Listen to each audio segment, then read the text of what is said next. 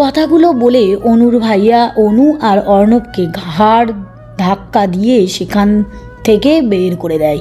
সারা রাস্তা অনু আঁচলে মুখ গুজে কান্না করে। অপমান, ভাইয়ের কাছ থেকে এতটা অপমান, এত ঘৃণা পেতে হবে অনু স্বপ্নেও ভাবেনি। অপমানটা মুখ বুজে গিলে নিলেও বাবা মরার হত্যার অপবাদটা যেন কিছুতেই অনু মানতে পারছে না। অর্ণব বারবার মায়ের মুখের দিকে তাকিয়ে বোঝার চেষ্টা করছে তার মামার এই ব্যবহারের কারণ কি। মায়ের কাছে কোনো উত্তর না পেয়ে আবার ও বিষণ্ণ মনে বসে রইল। কিছুক্ষণ পর কি মনে করে অনু অর্ণবকে বুকে জড়িয়ে নিল, প্রাণ ভরে আদর করে দিল অর্ণবকে, কপালে গালে অজস্র চুমু খেলো। বাবা অর্ণব, তোর মা তোকে অনেক ভালোবাসে।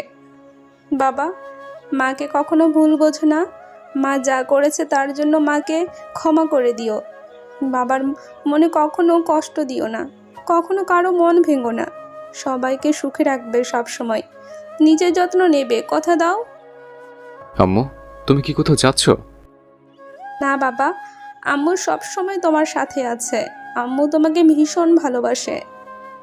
কথাগুলো বলে অনু আবারও অর্ণবকে বুকের সাথে মিশিয়ে নিল। বাড়িতে পৌঁছে নিজেকে একটা ঘরে বন্দি করে নেয় অনু। অর্ণব অনেকবার দরজায় ধাক্কা দিলেও অনু দরজা খোলে না। একসময় ক্লান্ত হয়ে অর্ণব ফিরে আসে নিজের ঘরে। জন্মদিনের যেই আমেজটা সকালে ছিল, দুঃখ এসেই সেটা মাটি করে দেয়। একরাশ মন খারাপ নিয়ে অর্ণব ঘুমিয়ে পড়ে। প্রায় 2 ঘন্টা পর বাবার চিৎকারে লাফ দিয়ে ঘুম থেকে উঠে পড়ে অর্ণব। এত জোরে সে কখনোই তার বাবাকে চিৎকার করতে শোনেনি। ভয়ে কাঁপা কাঁপা পায়ে বাবা মায়ের ঘরে আগাতেই থমকে যায় অর্ণবের পা। তার মা যে কি না কিছুক্ষণ আগেই তার আদর করেছিল, সেই মা গলায় দড়ি দেওয়ার অবস্থায় ঝুলছে। অর্ণবের পৃথিবী যেন এক মুহূর্তেই থমকে যায়। 8 বছরের একটা বাচ্চার জন্য তার মায়ের লাশ এইভাবে দেখা কতটা ভয়ানক, কতটা যন্ত্রণাদায়ক সেটা স্বাভাবিক কোনো মানুষের পক্ষে বোঝা দায়। অঙ্কুর অনুর লাশ ধরে কান্নাকাটি করছে। লাশ নামানোর জন্য সার্ভেন্টরা সব ছোটাছুটি করছে, কিন্তু অর্ণব দরজার বাইরে এখনো মূর্তির মতো দাঁড়িয়ে আছে। অর্ণবকে দেখে বোঝা মুশকিল যে মারা গেছে সে তার মা নাকি অন্য কেউ। অনুর দাফন কাফন শেষে অঙ্কুর একটা চিঠি খুঁজে পায় অনুর ঘরে। চিঠিটা খুলতেই অঙ্কুর হতভম্ব হয়ে যায়। চিঠিতে সেদিন অনুর বাবার বাড়িতে যাওয়ার পর কি কি হয়েছে সেই ঘটনা বর্ণনা করা ছিল। তার সাথে লেখা ছিল অনুর অনুশোচনা। অনু তার ভাইয়ের বলা কথাগুলো এতটাই প্রভাবিত ছিল যে সে নিশ্চিত ছিল তার বাবা মায়ের মৃত্যুর জন্য সে নিজেই দায়ী ছিল। ভাইয়ের তিরস্কার, বাবা মায়ের মৃত্যুর দায়ভার সব কিছু মিলিয়ে নিজের জীবনকে অভিশাপ মনে হচ্ছিল অনুর কাছে। স্বামী সন্তানের ঊর্ধ্বে রেখেছিল তার অনুশোচনাকে। তাই তো অপরাধ বোধে গ্লানি সহ্য করতে না পেরে আত্মহত্যার পথ বেছে নিয়েছিল। অনুর বিরহ অঙ্কুরের ভিতর থেকে শেষ করে দেয়। নিজের কষ্ট ভোলার জন্য অঙ্কুর নিজেকে কাজে ব্যস্ত করে নেয়। সারাদিন বাইরে থাকা, অনেক রাত করে বাড়ি ফেরা যেন অঙ্কুরের জীবনের একটা নিয়ম হয়ে যায়। অঙ্কুর ব্যস্ততার মাঝে তার বিরহ ভুলে থাকলেও অর্ণবের সাথে তার সম্পর্কের অবনতি ঘটে। অনুর মৃত্যুর পর অর্ণব সম্পূর্ণরূপে একা হয়ে পড়ে যায়। সারাক্ষণ একা একা থাকা, কারোর সাথে কথা না বলা, না খেয়ে থাকা ছিল অর্ণবের কাজ।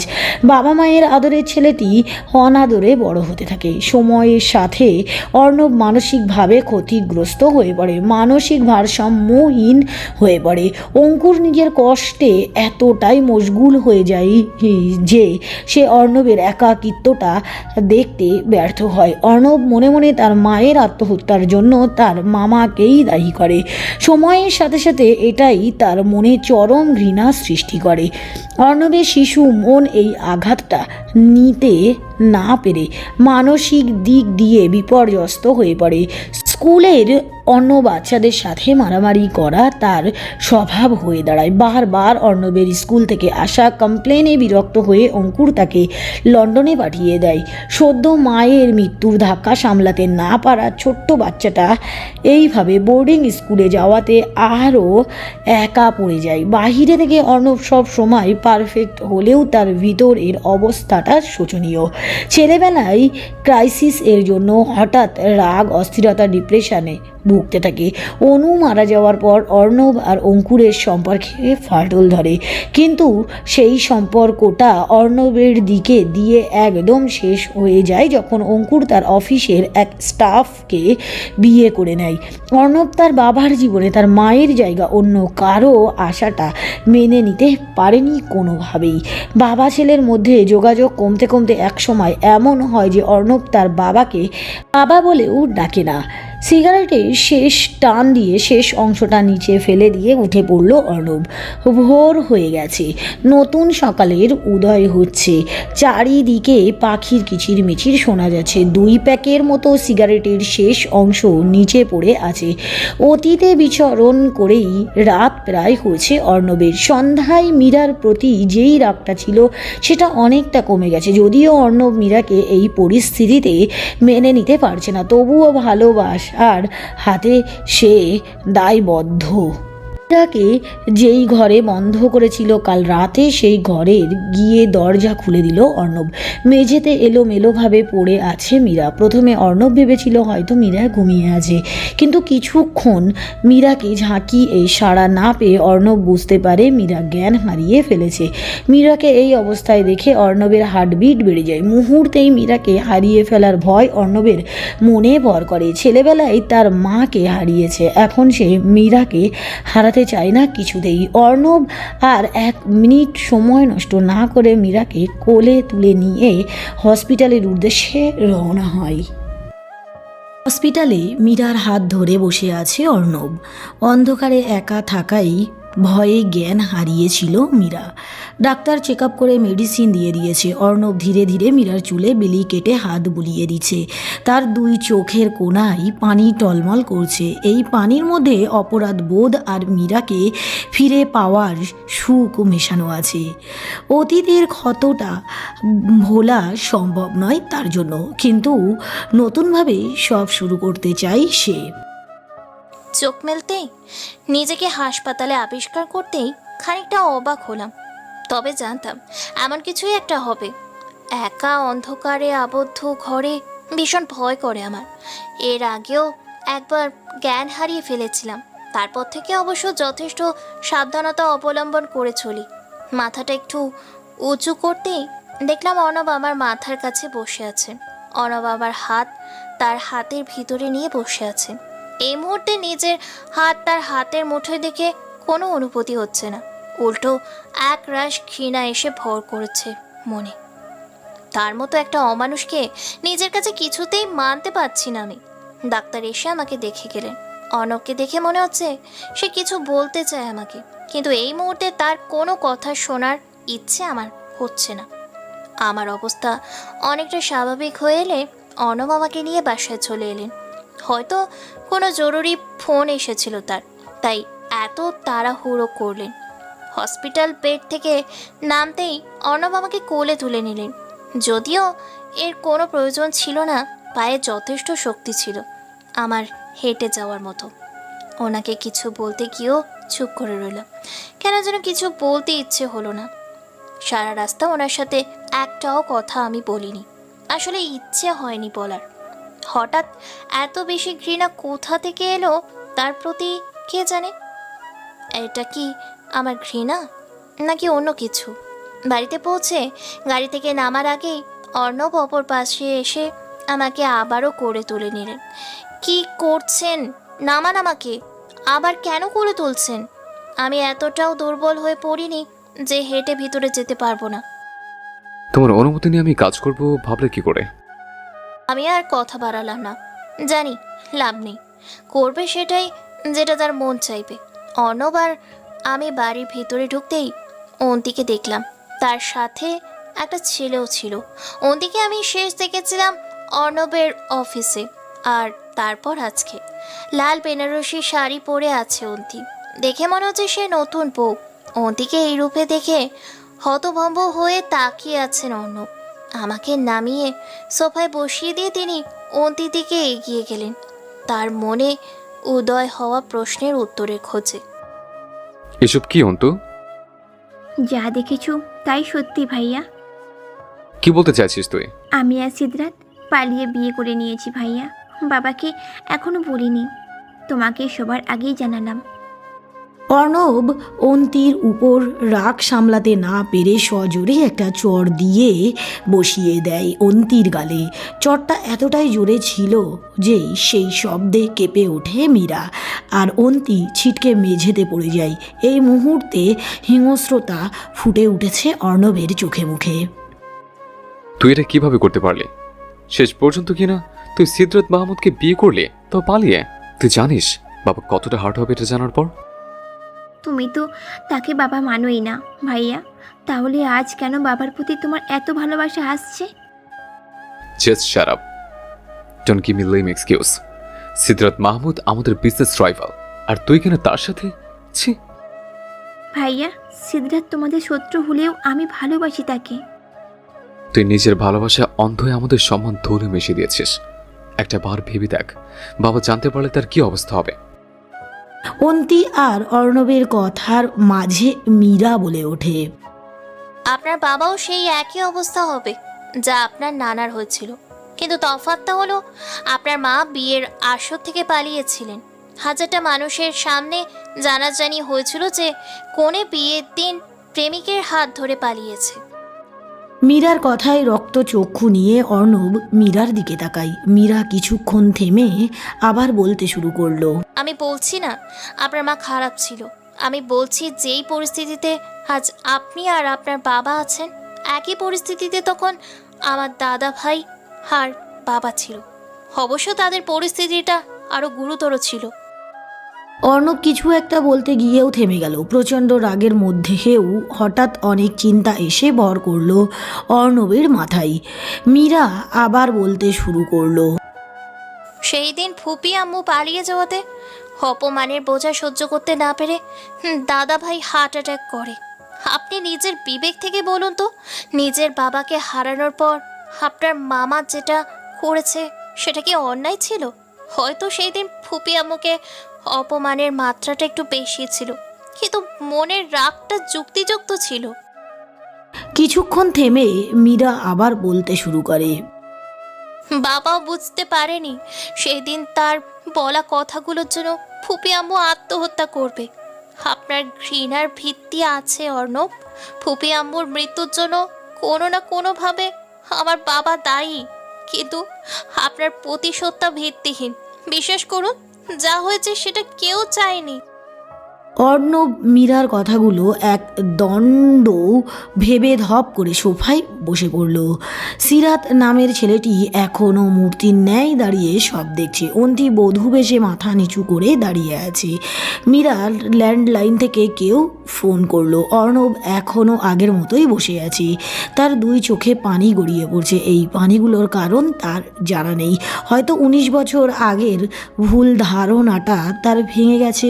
শিশু মনের ধারণা করা মায়ের মৃত্যুর চিত্র যেন ধীরে ধীরে পাল্টে যাচ্ছে। মীরার চোখের ইশারায় অন্তির উপরে ঘরে চলে গেল, আর সিদ্ধার্থ সেখানে থেকে বেরিয়ে গেল। অর্ণবের দুই চোখ বেয়ে শ্রাবণের ধারা ঝরে যাচ্ছে। সেদিন মীরার বাবা হঠাৎ অসুস্থ হয়ে পড়ে। সেই হসপিটালে নিয়ে গিয়েছিল তাকে, আর সেদিন মামার মুখটা দেখতেই এত বছরের কষ্টগুলো মাথা জাড়া দিয়ে উঠেছিল তার মনে। মামা যেমন তার মাকে কলঙ্কিনী উপাধি দিয়েছিল, সেও একইভাবে প্রতিশোধের নেশায় অন্ধ হয়ে গেছিল। তাই তো মীরাকে কষ্ট দিয়ে প্রতিশোধ নিতে চেয়েছিল, কিন্তু সে তো ভেবে দেখেনি তার প্রতিশোধটা সম্পূর্ণ ভিত্তিহীন ছিল। সে তার নানা মামার দিকটা কখনোই ভেবে দেখেনি। তবে কি সেও অপরাধী? এতগুলো বছর সে তার মায়ের মৃত্যুর জন্য তার মামাকে ঘৃণা করে এসেছে। মীরার মাধ্যমে প্রতিশোধ নিতে চেয়েছে। হ্যাঁ, সেও অন্যায় করেছে, সেও অপরাধী। মীরা কি তাকে ক্ষমা করে সব ভুলে যেতে পারবে? মীরা কি তাকে অপমান করে নেবে? অর্ণবের ভাবনায় ছেদ ঘটিয়ে মীরা তার কাঁধে হাত রাখতেই অর্ণব আচমকাই মীরার কোমর জড়িয়ে ধরে। অর্ণবের আচমকা জড়িয়ে ধরায় অনেকটা হকচকিয়ে গেলাম। কাঁধে হাত রাখার উদ্দেশ্য ছিল অর্ণবকে সান্ত্বনা দেওয়া, তার ভুল ধারণাটা ভাঙানো অনেক দরকার ছিল। কিন্তু পরক্ষণেই মনে হলো আমার পেটের দিকটা ভিজে যাচ্ছে। খেয়াল করতে দেখলাম অর্ণব কাঁদছেন।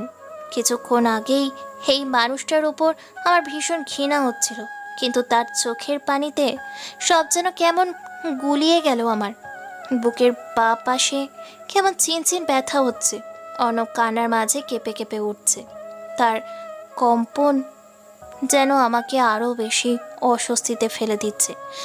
ক্রমশ নিজের উপর নিয়ন্ত্রণ হারিয়ে ফেলছি আমি। না, আর এভাবে থাকা যাবে না। অর্ণবের উপর আসা এই নিষিদ্ধ আবেগকে আমি প্রশ্রয় দিতে পারবো না। যেই উদ্দেশ্যে আমি এখানে এসেছিলাম সেই উদ্দেশ্য সফলের পথে আছে। এখন আমার দুর্বল হওয়া চলবে না। অর্ণবের কাছ থেকে নিজেকে সরিয়ে অর্ণবের কাছে বসে পড়লাম আমি। কান্না করার কারণে তার চোখ দুটো ফুলে গেছে। দেখেই বোঝা যাচ্ছে মানুষটার স্কিন বেশ সেন্সিটিভ। একটুতেই কেমন লাল হয়ে গেছে মুখটা। ইচ্ছে করছে লাল হওয়া গাল দুটোই একটু ঠোঁট ছুঁয়ে দিই। ছি ছি, এসব আমি কী ভাবছি? আমি অর্ণবকে নিয়ে এসব ভাবতে পারি না। আমার সেই অধিকার নেই। আমার ভাবনার জগৎ বের করিয়ে অর্ণব বলে উঠলেন, অনেক ছোট ছিলাম যখন আম্মু মারা যায়। একা দরজার বাইরে দাঁড়িয়ে শুধুই দেখেছিলাম আম্মুর ঝুলন্ত লাশটা। আব্বু আম্মুর জন্য আর্তনাদ করছিল, কিন্তু একবার আমার কাছে এসে আমাকে বুকে জড়িয়ে নেয়নি। সে থেকে শুরু হয় আমার একা থাকার যাত্রা। আম্মু ছেড়ে চলে যাওয়ায় এক হয়ে পড়ে আমি, আর বাবা থাকতেও যেন পর হয়ে যায়। মাসের পর মাস বাবার চেহারাটাও দেখতে পারতাম না। একাকিত্ব আমাকে চাকরে নেয়, মানসিকভাবে ক্ষতিগ্রস্ত হয়ে পড়ে। আর এই সব কষ্টের জন্য মামাকে দায়ী করে। তোমাকে দেখে ভেবেছিলাম তোমাকে কষ্ট দিয়ে এত বছরের কষ্টগুলো ধুয়ে মুছে ফেলবো, কিন্তু কত বড় বোকা ছিলাম আমি। অন্যকে কষ্ট দিয়ে নিজের সুখ খুঁজতে গিয়েছিলাম। অর্ণবের কথাগুলো আমার বুকে তীরের মতো বিচ্ছে। কেন যেন তার কষ্টগুলো আমাকেও কাঁদাচ্ছে। সত্যি চোখ দিয়ে পানি পড়ছে। আচ্ছা, এসবের কারণ কি? অর্ণবের কষ্টে আমার কষ্ট কেন হচ্ছে? মীরা, তুমি কি আমাকে ক্ষমা করবে তোমার সাথে এত অন্যায় করার জন্য? তুমি আমাকে ক্ষমা না করলে আমার আর কিছু অবশেষ থাকবে না। আমি কি উত্তর দেব ভেবে পাচ্ছি না। এদিকে বাবার সাথে অর্ণবের দেখা করানোটাও অনেক জরুরি। আপনি কি আমার সাথে আমার বাড়িতে যাবেন? পুরনো সব কিছু ভুলে নতুনভাবে সম্পর্কগুলো শুরু করার একটা চেষ্টা করি আমরা। বাবা আপনাকে দেখলে ভীষণ খুশি হবেন। একবার চলুন না আমার সাথে, প্লিজ। অর্ণব কিছু একটা ভেবে মীরার সাথে বেরিয়ে পড়ল। গাড়িতে মীরার ড্রাইভিং সিটে বসে অর্ণব বেশ অবাক হয়। তার থেকেও বেশি অবাক হয় যখন দেখে মীরা বেশ ভালো ড্রাইভ করছে। সারা রাস্তা অর্ণব অবাক হয়ে তাকিয়ে থাকে মীরার দিকে। মীরা যেন তার জীবনের কোনো এক অ্যাঞ্জেল হয়ে এসেছে। একটা মৃদু হাওয়ার মতো তার জীবনে এসে ঝড়ের মতো সব বদলে দিল। তার ভিতর এর সব ক্ষতের ওষুধ হয়ে এসেছে মীরা। শত অপরাধ বোধের মাঝেও একটা ম্লান হাসি ফুটে ওঠে অর্ণবের ঠোঁটে। গাড়ি এসে থামে বিশাল একটা বাড়ির সামনে। গাড়ি থেকে নেমে অর্ণব জিজ্ঞাসু দৃষ্টিতে মীরার দিকে তাকিয়ে আছে। হয়তো বোঝার চেষ্টা করছে এটা কার বাড়ি, কেননা অর্ণব মীরাদের বাড়িতে আগেই দেখেছিল। আর বাড়িটা একটা মধ্যবিত্ত পরিবারের বাড়ি ছিল, কিন্তু সেই তুলনায় এই বাড়িটা কোনো মহলের থেকে কম নয়। কি ভাবছেন? চলুন ভিতরে চলুন, বাবা ওয়েট করছে। এবারই কার? এটা তো তোমাদের বাড়ি নয়। ভিতরে চলুন, ভিতরে গেলেই বুঝতে পারবেন। অর্ণব মীরার পিছু পিছু বাড়ির ভিতরে ঢুকে যায়। বাড়িটা যে কোনো কোটিপতির সেটা বুঝতে আর বাকি নেই অর্ণবের, কিন্তু বাড়িটা কার এটাই এখনও তার সংশয় রয়েছে। ভিতরে ঢুকতেই মীরা মহুয়া নামের মেয়েটিকে ডাকতে শুরু করলো। মহুয়া মীরার ছোট বোন। অর্ণব তাকে হসপিটালে দেখেছিল। একটু পরেই মহুয়া ছুটে এলো মীরার কাছে। মহুয়া, মিস্টার অর্ণবকে বাবার ঘরে নিয়ে যাও। আই হোপ বাবা মিস্টার অর্ণবকে দেখলে খুশি হবেন। জি আপু, স্যার ভীষণ খুশি হবেন। ইনফ্যাক্ট স্যার আপনাদেরই ওয়েট করছিলেন। তুমি মিস্টার অর্ণবকে নিয়ে যাও, আমি আমার ঘরে যাচ্ছি। আমি অনেক ক্লান্ত, একটু বিশ্রামের প্রয়োজন আমার। মীরা আর মহুয়ার কথা সব অর্ণবের মাথার উপর দিয়ে যাচ্ছে। মহুয়া নিজের বাবাকে স্যার বলছে, মীরা নিজের ঘরে যেতে চাইছে। তবে কি এটা মীরাদের বাড়ি? কিন্তু মীরারা এত বড় বাড়ির অ্যাফোর্ড করলো কীভাবে? অনেক প্রশ্ন অর্ণবের মস্তিষ্কে ঘুরঘুর করছে, কিন্তু উত্তর নেই। মহুয়া অর্ণবকে আবরার খান এর ঘরে নিয়ে গেলেন। অর্ণবের মামার ঘরটা নিচতলায়। ঘরের দরজা দিয়ে ঢোকার আগে অর্ণব আরেকটু দাঁড়িয়ে মীরার সিঁড়ি বেয়ে উপরে ওঠার দৃশ্যটা দেখে নিল। এক মুহূর্তের জন্য অর্ণবের মনে হলো তার মীরা তার থেকে দূরে হয়ে যাচ্ছে, যদিও এমন মনে হওয়ার যুক্তিযুক্ত কোনো কারণ সে পেল না। এসো অর্ণ, বসো। অর্ণব কিছু না বলে ঠায় দাঁড়িয়ে রইল। সামনে থাকা মানুষটা যদিও তার মামা হয়, তবুও সে চোখ মেলাতেই পারছে না। সংকোচ বারবার মাথা নেমে আসছে তার। আমি কি বলবো ভেবে পাচ্ছি না। তোমার কিছু বলতে হবে না অর্ণ। আমি তোমার সাথে দেখা করতে চাইছিলাম অনেক আগে থেকেই। আমার উদ্দেশ্য খারাপ ছিল না। আমি তোমার কাছে ক্ষমা চাওয়ার জন্য তোমার সাথে দেখা করতে চেয়েছিলাম। অনুকে বাড়ি থেকে বের করার সময় আমি একেবারের জন্য বুঝতে পারিনি যে অনু নিজের জীবন দিয়ে দেবে। এত বছর আমি ভুল ভেবেছিলাম যে অনু আমার কথায় অভিমান করে আর ফিরে আসেনি। কিছুদিন আগেই আমি জানতে পারি আমার সেই ছোট্ট বোনটি আর বেঁচে নেই। অনুকে আমি সন্তানের মতো মানুষ করেছিলাম। ছোট বোন হিসাবে যত আদর তার পাওনা ছিল, হয়তো তার থেকে বেশি ভালোবাসতাম। এই জন্যই অনুর পালিয়ে যাওয়াটা আমাকে কষ্ট দিয়েছিল। নিজের কষ্টটা আমি একটা সময় ভুলে গিয়েও বিয়ের আসরে বাবার মারা যাওয়া মানতে পারিনি। বাবার শোকে মাও কিছুদিন পর আমাকে ছেড়ে চলে যায়। অনেক একা হয়ে পড়ি আমি। আমাকে সামলানোর মতো কেউ ছিল না। আর এই একাকিত্বের জন্যই অনুকেই দায়ী করেছিলাম। অনুর মৃত্যুর কথা শুনে মনে করেছিলাম কেউ আমার কলিজায় ছুরি দিয়ে আঘাত করেছে। অথচ দেখো, আমার কলিজার টুকরার মৃত্যুর খবরটা আমি 18 বছর পর পেয়েছি। অনুর মৃত্যুর খবর আমাকে যতটা না কষ্ট দিয়েছে, তার চেয়ে বেশি কষ্ট পেয়েছি এটা জানার পর যে অনু আমার জন্য আত্মহত্যা করেছে। কথাটা জানার পর আমি নির্বাক হয়ে গিয়েছিলাম। আমার কলিজার টুকরার মৃত্যুর জন্য আমি দায়ী। এর চেয়ে বড় কষ্ট হয়তো আর কিছু নেই পৃথিবীতে। তোমাকে আমি 1 বছর ধরে খুঁজেছিলাম শুধু ক্ষমা চাওয়ার জন্য। একবার তোমার কাছে গিয়েও ছিলাম, কিন্তু তুমি আমাকে কিছু বলার সুযোগ না দিয়ে অপমান করে বের করে দাও। আমাকে ক্ষমা করবেন মামা। আমি আমার মৃত্যুর পর থেকেই আপনাকে ঘৃণা করে এসেছি। ভেবেছি আপনি আমার মায়ের মৃত্যুর জন্য দায়ী, কিন্তু আজ আমার সেই ভুল ধারণা ভেঙে গেছে। ক্ষমা তো আমার চাওয়া উচিত, আর তোমার করা ব্যবহারে আমি কোনো কষ্ট পাইনি। উল্টো আমার একটা ভুলের জন্য তুমি এতগুলো বছর ধরে কষ্ট পেয়ে আসছো। আমরা কি সব ভুলে নতুনভাবে শুরু করতে পারি? সব ভুলে নতুনভাবে শুরু করার জন্যই এত জল্পনা কল্পনা করা হয়েছিল। মানে? মীরাকে আমি পাঠিয়েছিলাম তোমার কাছে। অবশ্য প্ল্যানিংটা আমার একার পক্ষে সম্ভব ছিল না। তোমার বাবা অঙ্কুরও ছিল আমার সাথে।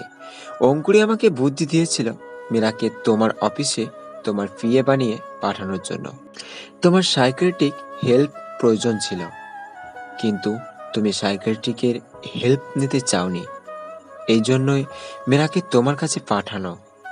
মীরা তোমার প্রতিটা কাজের হিসাব ডাক্তারকে দিত। ডাক্তারের প্রেসক্রাইব করা মেডিসিনগুলো তোমাকে দিত। অর্ণব হতবাক হয়ে তার মামার কথাগুলো শুনছে। মীরার সাথে কাটানো এতদিনের মধ্যেও একবারের জন্যও মনে হয়নি মীরা নাটক করছে। মীরার অসহায় অত্ত তাকে দেখে ভয় পাওয়ার নাটক ছিল। অর্ণবের প্রতি করা কেয়ারগুলো কি তাহলে নাটক ছিল? তবে কি মীরা অর্ণবকে ভালোবাসবে না? মামার ডাকে অর্ণব ভাবনার জগৎ থেকে বেরিয়ে আসে।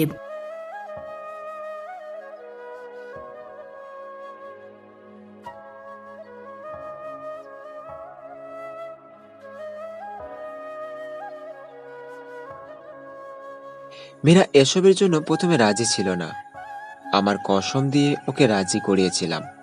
ভেবেছিলাম তোমার ট্রিটমেন্ট হতে থাকলে তুমি অনেকটা স্বাভাবিক হয়ে উঠবে, আর একবার সুস্থ হয়ে উঠলে তোমাকে সব বলে দিয়ে ক্ষমা চেয়ে নিতে চেয়েছিলাম।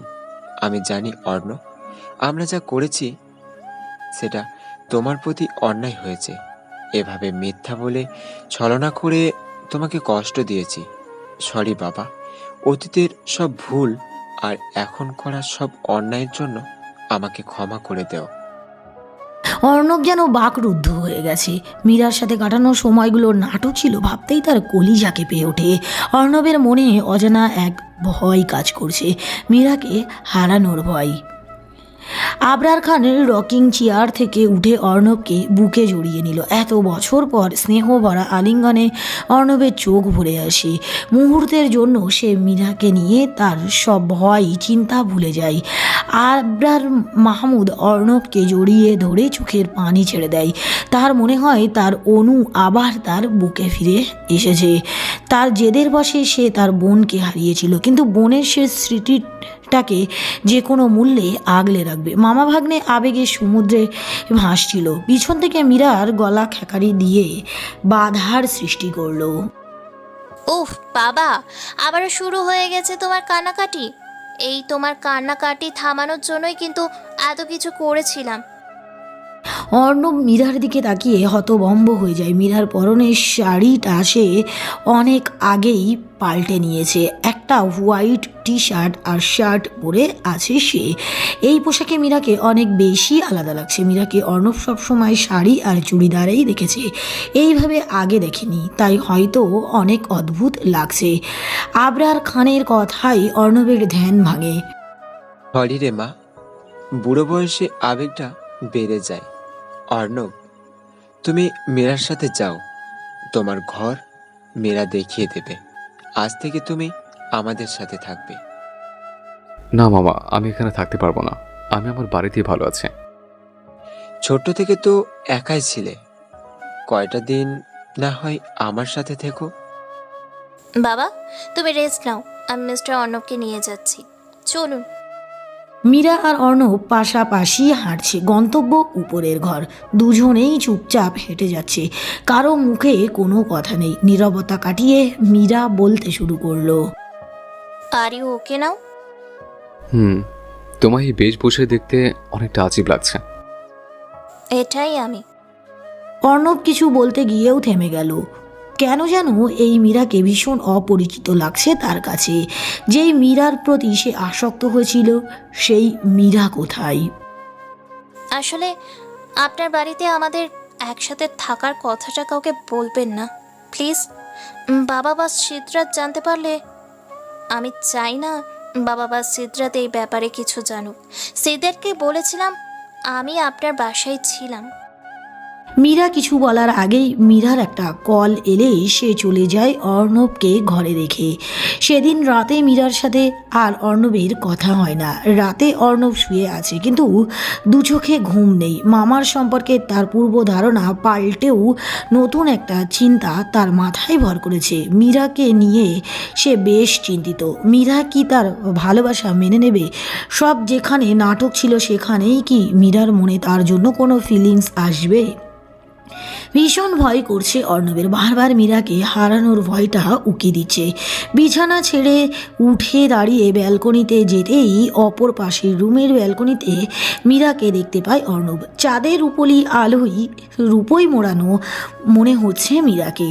সেই সাথে দক্ষিণ দিক থেকে আসা দমকা হাওয়া মীরার চুলগুলো এলোমেলো করে দিচ্ছে।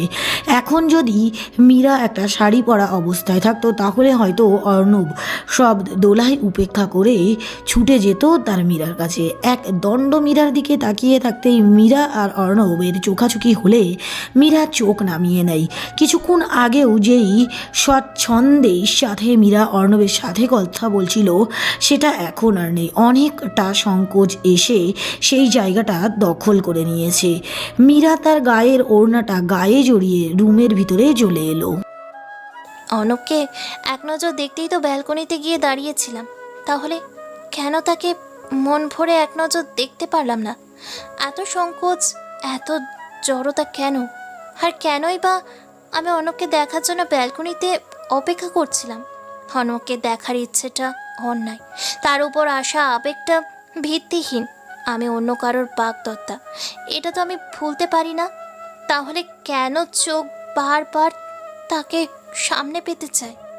বুকের বাঁ পাশের চিনচিনে ব্যথাটা আবার বেড়ে যাচ্ছে। আমি অন্য কারোর হয়ে যাব কিছুদিন পর। আমার কোনো অধিকার নেই অর্ণবের প্রতি দুর্বল হওয়ার। আর এমনিতেও আমি তাকে ঘৃণা করি।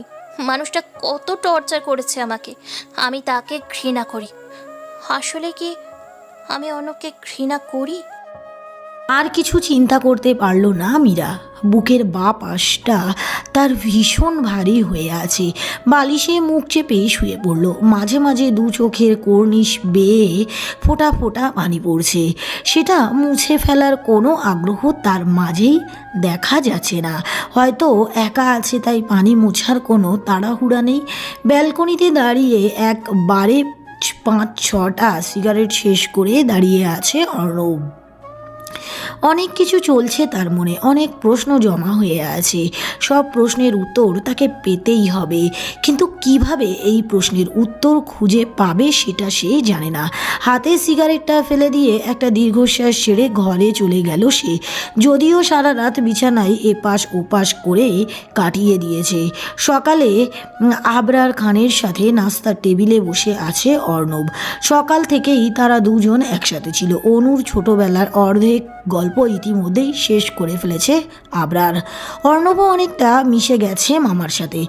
আবরার খান বারবার অঙ্কুর এর ব্যাপারে কথা বলতে চাইছেন, কিন্তু কোনো সুযোগ খুঁজে পাচ্ছেন না। তখন মীরা ডাইনিং টেবিলে এসে উপস্থিত হলো।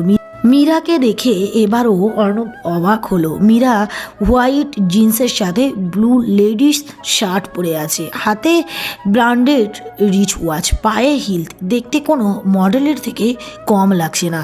কিন্তু মীরার সৌন্দর্য অর্ণবের চোখে পড়ছে না। অর্ণবের চোখে পড়ছে মীরার ছোট্ট করে কাটা চুলগুলোর। কাল রাতেও চুলগুলো কোমর অবধি ছিল, এখন সেটা আধা অবধি, এখন সেটা কাঁধ অবধি। মীরা চুল কেটে ফেলায় অর্ণবের ভীষণ রাগ উঠেছে। মীরার চুলগুলো অর্ণবকে তার দিকে টানতো, আর সে কিনা হাত মুষ্টিবদ্ধ করে অর্ণব রাগে নিয়ন্ত্রণ এর চেষ্টা চালাচ্ছিল। তখন সেখানে সিদ্ধার্থ মাহমুদ উপস্থিত হলো। অন্তি যার সাথে পালিয়ে গিয়েছিল সেই ছেলেটাই এটা। মামার সাথে পরিচিত হওয়ার পর অর্ণব অন্তির কথা ভুলেই গিয়েছিল। অন্তি এখন কি করছে তার আর বাবাই বা সব জেনে কি রিয়্যাক্ট করেছে। সিদ্ধার্থ এসে সবার সামনে মীরাকে জড়িয়ে ধরল। অর্ণবের মাথায় যেন আগুন জ্বলে ওঠে। মীরার এত কাছাকাছি কোনো ছেলেকে সে সহ্য করতে পারবে না। অর্ণবের ইচ্ছে করছে গিয়ে সিদ্ধার্থ এর মাথা ফাটিয়ে ফেলতে, কিন্তু সে কিছুতেই করতে পারছে না। রাগে সাপের মতো ফুঁসছে আর ঘন ঘন নিঃশ্বাসে নিচ্ছে। রাগটা দমিয়ে ফেলার জন্য সিদ্ধার্থ মীরাকে ছেড়ে দিয়ে আবরার খানের কাছে গিয়ে কুশল আদি বিনিময় করতে ব্যস্ত হয়ে পড়ল। অর্ণব রাগী লুকে মীরার দিকে তাকিয়ে আছে, যদিও মীরার সেদিকে খেয়াল নেই। মীরা হয়তো অফিসের কোনো ফাইল রুমে রেখে এসেছে। বাবা, তোমরা ব্রেকফাস্ট করো। আমি একটা ফাইল রুমে রেখে এসেছি, নিয়ে আসছি। তুই কি অফিসে যাচ্ছিস? কয়েকদিন বাদেই বিয়ে, আর তুই আজকে অফিসে যাচ্ছিস? বিয়ে আছে বলে কি অফিসে যাব না? এই কয়দিন অফিসে যেতে পারিনি তোমার কথা রাখতে গিয়ে। এখন আমি বিজনেস নিয়ে একদম গাফিলতি করতে পারবো না। আসছি। মীরা সিঁড়ি বেয়ে উপরের ঘরে চলে যাচ্ছে আর অর্ণব নির্বাক হয়ে দেখছে। এতক্ষণ আবরার আর মীরার মধ্যে হওয়া কথাগুলো আগা মাথা সে কিছুই বোঝেনি, তবে ধারণা হয়েছে যে মীরার বিয়ের কথা চলছে। অর্ণবের কপাল বেয়ে চিকন ঘাম দিচ্ছে, মনে মনে দোয়া করছে যাতে তার ধারণা ভুল হয়। সে আর এক মুহূর্তও দেরি না করে মীরার পিছু নিল। রুমে এসে একটা জরুরি ফাইল খুঁজছিলাম, তখন পিছন থেকে কেউ হাত ধরে হ্যাঁচকা টান দিল। তাল সামলাতে না পেরে লোকটার বুকে পড়ে গেলাম। হঠাৎ করেই মনে হলো বুকের ধুকপুকানিটা বেড়ে গেল। লোকটার শরীরের ঘ্রাণ বলে দিচ্ছে উনি অর্ণব। মুখ তুলে তার দিকে তাকাতে দেখলাম অর্ণবই দাঁড়িয়ে আছে। রক্তিম মুখবল নিয়ে আমার দিকে দৃষ্টি স্থির করে রেখেছে। চোখ দুটো অসম্ভব লাল হয়ে আছে, দেখেই বোঝা যাচ্ছে ভীষণ রেগে আছে। অর্ণবের এই দৃষ্টিটা আমি বরাবরই ভয় পাই। তার সাথে চোখ মেলাতে না পেরে দৃষ্টি নিচে নামিয়ে নিলাম। অর্ণব কর্কশ স্বরে বললেন, কার বিয়ের কথা বললেন মামা? অর্ণবের এই প্রশ্নে কিছুক্ষণের জন্য আমি বাকরুদ্ধ হয়ে গেলাম।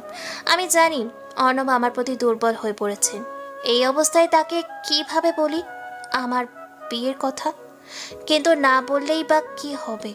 নির্ধারিত দিনেই আমার বিয়ে হয়ে যাবে অন্য কারোর সাথে। আমার বিয়ের কথা বলছেন।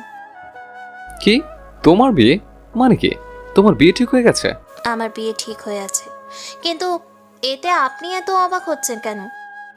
তুমি অন্য করে হতে পারো না মীরা। তুমি অন্য করে বউ হবে এটা আমি স্বপ্নেও ভাবতে পারি না। তোমার উপর শুধু আমার অধিকার। তোমার বিয়ে আমার সাথে হবে। কি বলছেন এসব? মাথা ঠিক আছে আপনার? আপনার আর আমার মধ্যে তো এই ধরনের কোনো সম্পর্ক নেই। আমার বিয়ে হয়ে আমার অফিসে চাকরি নেওয়া, তোমার বাবার অসুখের জন্য আমার কাছ থেকে টাকা নেওয়া, আমার টাকা দেওয়া সত্ত্বে রাজি হওয়া, সব নাটক ছিল আমি মাঝে।